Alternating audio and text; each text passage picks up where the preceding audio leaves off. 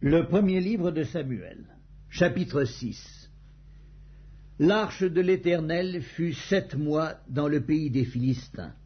Et les Philistins appelèrent les prêtres et les devins, et ils dirent, « Que ferons-nous de l'arche de l'Éternel?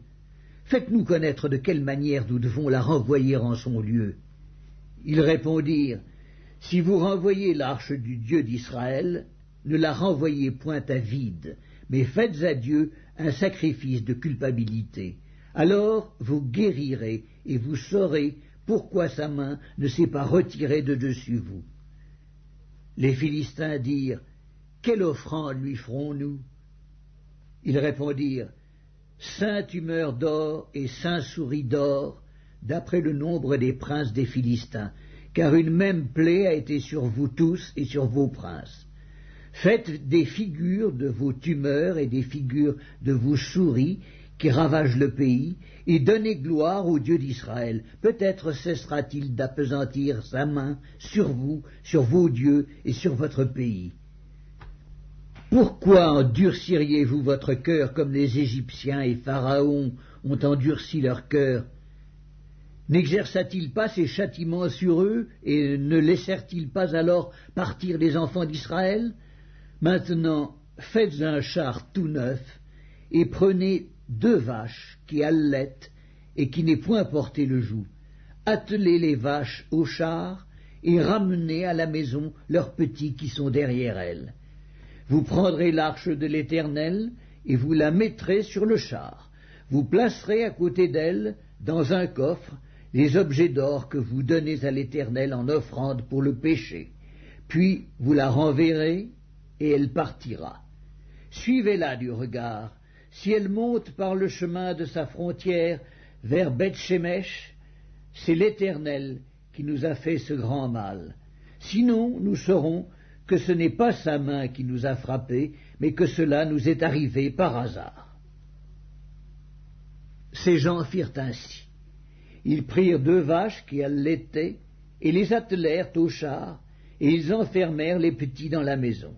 Ils mirent sur le char l'arche de l'Éternel et le coffre avec les souris d'or et les figures de leurs tumeurs.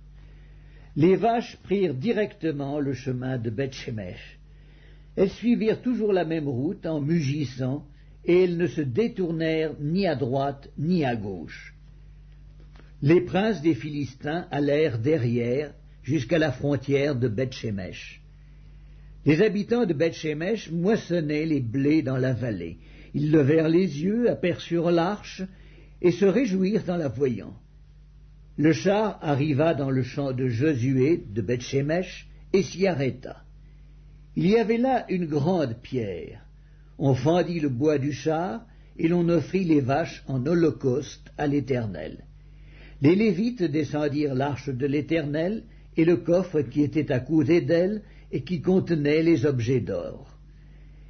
Et ils posèrent le tout sur la grande pierre.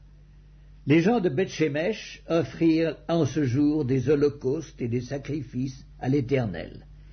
Les 5 princes des Philistins, après avoir vu cela, retournèrent à Écron le même jour. Voici les tumeurs d'or que les Philistins donnèrent à l'Éternel en offrande pour le péché. 1 pour Asdod, 1 pour Gaza, 1 pour Ascalon, 1 pour Gath, 1 pour Écron. Il y avait aussi des souris d'or selon le nombre de toutes les villes des Philistins, appartenant aux 5 chefs, tant des villes fortifiées que des villages sans murailles. C'est ce qu'atteste la grande pierre sur laquelle on déposa l'arche de l'Éternel et qui est encore aujourd'hui dans le champ de Josué de Beth-Shemesh. L'Éternel frappa les gens de Beth-Shemesh lorsqu'ils regardèrent l'arche de l'Éternel. Il frappa 50 000, 70 hommes parmi le peuple. Et le peuple fut dans la désolation, parce que l'Éternel l'avait frappé d'une grande plaie. Les gens de Beth-Shemesh dirent, « Qui peut subsister en présence de l'Éternel, de ce Dieu saint?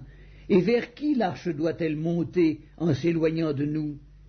Ils envoyèrent des messagers aux habitants de Kirjath-Jéarim pour leur dire, « les Philistins ont ramené l'arche de l'Éternel, descendez et faites-la monter vers vous.